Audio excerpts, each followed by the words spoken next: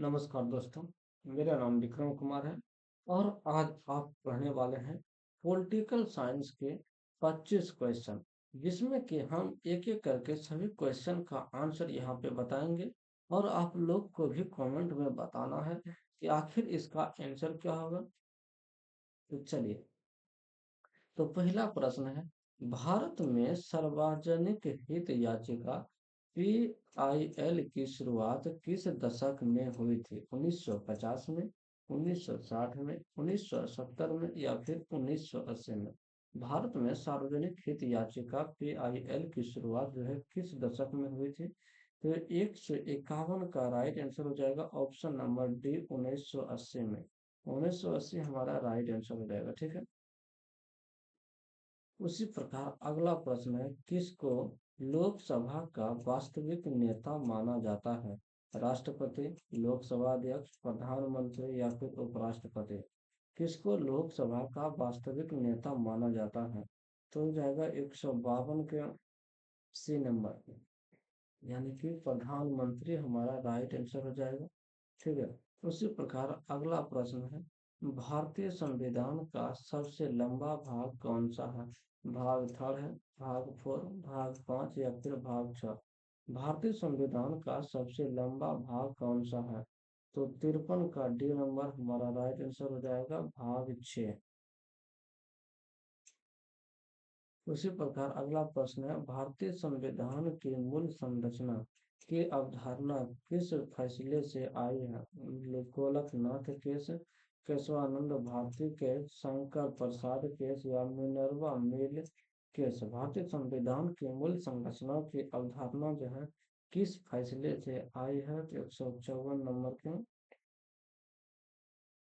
54 कहा जाएगा, B number हमारा right answer, Keshavananda Bharati case. Keshavananda Bharati case हमारा राइट आंसर हो जाएगा, ठीक है। उसी प्रकार अगला प्रश्न है, किस अनुच्छेद में राष्ट्रपति शासन का प्रावधान है? किस अनुच्छेद में राष्ट्रपति शासन का प्रावधान है? अनुच्छेद 350, अनुच्छेद 352, अनुच्छेद 356, अनुच्छेद 360? तो 55 का सी नंबर हमारा राइट आंसर हो जाएगा, अनुच्छेद 356। उसी प्रकार अगला प्रश्न है, भारत में वित्त आयोग कितने वर्षों के लिए गठित होता है? भारत में वित्त आयोग कितने वर्षों के लिए गठित होता है? तो 3 वर्ष के लिए, 4 वर्ष के लिए, 5 वर्ष के लिए या फिर 6 वर्ष के लिए? तो भारत में वित्त आयोग कितने वर्षों के लिए गठित होता है? तो 56 का सी नंबर हमारा राइट आंसर हो जाएगा, 5 वर्ष के लिए। उसी प्रकार अगला प्रश्न है, सुप्रीम कोर्ट के न्यायाधीशों की नियुक्ति किसकी सलाह पर होती है? प्रधानमंत्री के, राष्ट्रपति के, कॉलेजियम के या फिर राज्यसभा के? सुप्रीम कोर्ट के न्यायाधीशों की नियुक्ति जो है किसकी सलाह पर होती है? तो 57 का सी नंबर हमारा राइट आंसर हो जाएगा, कॉलेजियम पर। कॉलेजियम हमारा राइट आंसर हो जाएगा। उसी प्रकार अगला प्रश्न है, किसको मिनी संविधान कहा जाता है? किसको मिनी संविधान कहा जाता है? तो 42वां संशोधन, 44वां संशोधन, 61वां संशोधन या फिर 73वां संशोधन पे? तो 58 का ए नंबर हमारा राइट आंसर हो जाएगा, 42वां संशोधन पे। 42वां संशोधन हमारा राइट आंसर हो जाएगा। उसी प्रकार अगला प्रश्न है, बजट किसके द्वारा प्रस्तुत किया जाता है? राष्ट्रपति के द्वारा, प्रधानमंत्री के द्वारा, वित्त मंत्री के द्वारा या फिर लोकसभा अध्यक्ष के द्वारा? तो 59 का सी नंबर हमारा राइट आंसर हो जाएगा, वित्त मंत्री के द्वारा। वित्त मंत्री हमारा राइट आंसर हो जाएगा। उसी प्रकार अगला प्रश्न है, प्रश्न काल किस सदन में होता है? लोकसभा में, राज्यसभा में, दोनों सदन में या फिर ना तो किसी में? प्रश्न काल जो है किस सदन में होता है? तो 60 का सी नंबर हमारा राइट आंसर हो जाएगा, दोनों सदन में। दोनों सदन हमारा राइट आंसर हो जाएगा। उसी प्रकार अगला प्रश्न है, संविधान के अनुसार भारत किस प्रकार का राज्य है? संविधान के अनुसार भारत किस प्रकार का राज्य है? धार्मिक, धर्मनिरपेक्ष, धर्म प्रचारक या फिर धार्मिक राष्ट्र? संविधान के अनुसार भारत किस प्रकार का राज्य है? 63 का बी नंबर हमारा राइट आंसर हो जाएगा, धर्मनिरपेक्ष। उसी प्रकार अगला प्रश्न है, भारत में मौलिक अधिकारों की संख्या वर्तमान में कितनी है? 5 है, 6 है, 7 है या फिर 8 है? भारत में अधिकारों की संख्या वर्तमान में कितनी है? तो 62 का बी नंबर हमारा राइट आंसर हो जाएगा 6। 6 हमारा क्या रहेगा? राइट आंसर हो जाएगा। उसी प्रकार अगला प्रश्न है, संविधान सभा का प्रथम अधिवेशन कब हुआ था? 9 दिसंबर 1946 को, 26 नवंबर 1949 को, 26 जनवरी 1950 को या फिर 15 अगस्त 1947 को? संविधान सभा का प्रथम अधिवेशन कब हुआ था? तो 63 का ए नंबर हमारा राइट आंसर हो जाएगा 9 दिसंबर 1946 को। उसी प्रकार अगला प्रश्न है, भारत में धन विधेयक का अंतिम निर्णय किसका होता है? भारत में धन विधेयक का अंतिम निर्णय किसका होता है? राज्यसभा का, लोकसभा, राष्ट्रपति या फिर प्रधानमंत्री? भारत में धन विधेयक का अंतिम निर्णय किसका होता है? तो 164 का राइट आंसर, 64 का बी नंबर हमारा राइट आंसर हो जाएगा लोकसभा का।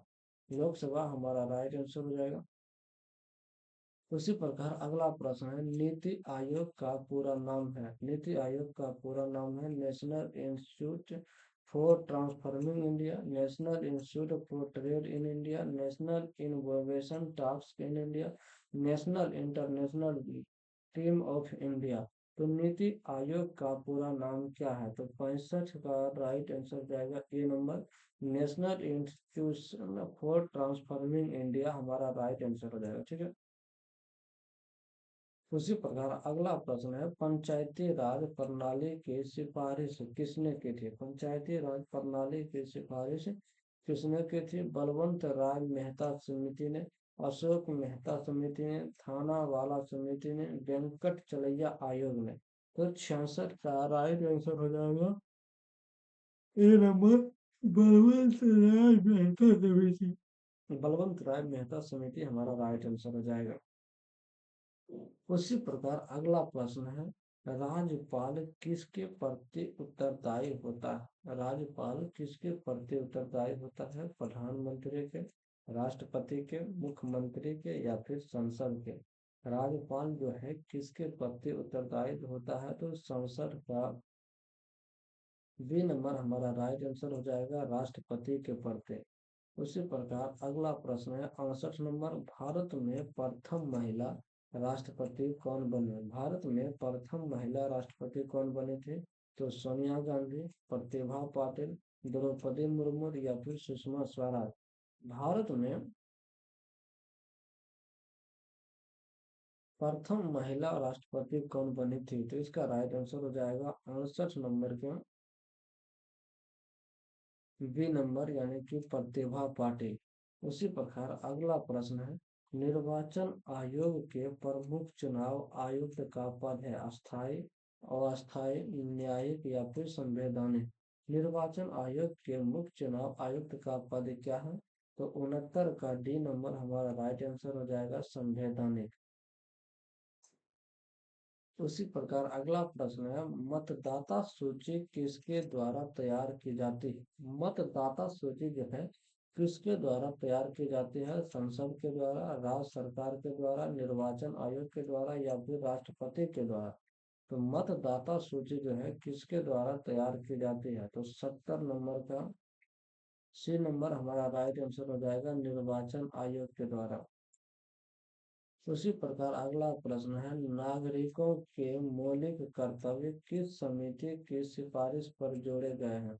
ठाकुर समिति, स्वर्ण सिंह समिति, केलकर समिति या फिर मालवीय समिति? नागरिकों के मौलिक कर्तव्य जो है किस समिति की सिफारिश पर जोड़े गए हैं? 71 के बी नंबर यानी कि स्वर्ण सिंह समिति हमारा राइट आंसर हो जाएगा। ठीक है।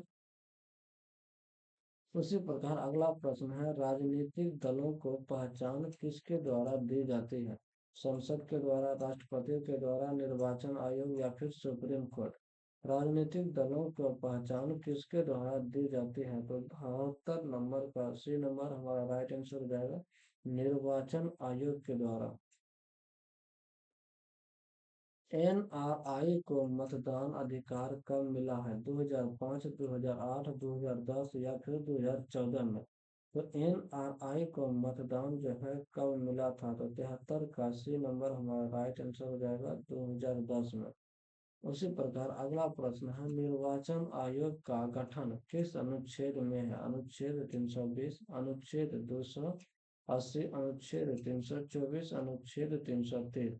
निर्वाचन आयोग का गठन जो है किस अनुच्छेद में है? तो 74 का सी नंबर हमारा राइट आंसर हो जाएगा, अनुच्छेद 324। उसी प्रकार अगला प्रश्न है, कौन सा देश भारत का रणनीतिक पड़ोसी है? कौन सा देश भारत के रणनीतिक पड़ोसी है? तो ब्राजील है, फ्रांस है, भूटान है, दक्षिण अफ्रीका है। कौन सा देश भारत का रणनीतिक पड़ोसी है? तो 75 का सी नंबर हमारा राइट आंसर हो जाएगा, भूटान। भूटान हमारा राइट आंसर हो जाएगा। उसी प्रकार अगला प्रश्न है, अंतरराष्ट्रीय संबंधों में सॉफ्ट पावर का अर्थ है? अंतरराष्ट्रीय संबंधों में सॉफ्ट पावर का अर्थ है सैन्य शक्ति, आर्थिक शक्ति, सांस्कृतिक व कूटनीतिक प्रभाव, कठोर कार्रवाई। अंतरराष्ट्रीय संबंधों में सॉफ्ट पावर का अर्थ क्या है? अंतरराष्ट्रीय संबंधों में सॉफ्ट पावर का अर्थ क्या है?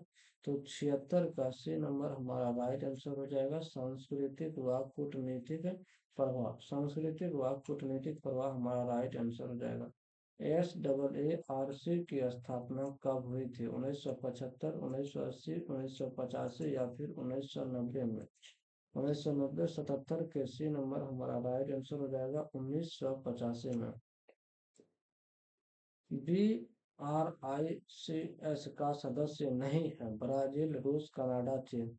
तो ये आपका जो है होमवर्क रहा, इसको आप लोग कमेंट में जरूर बताइएगा। मिलते हैं अगले वीडियो में, जब तक के लिए।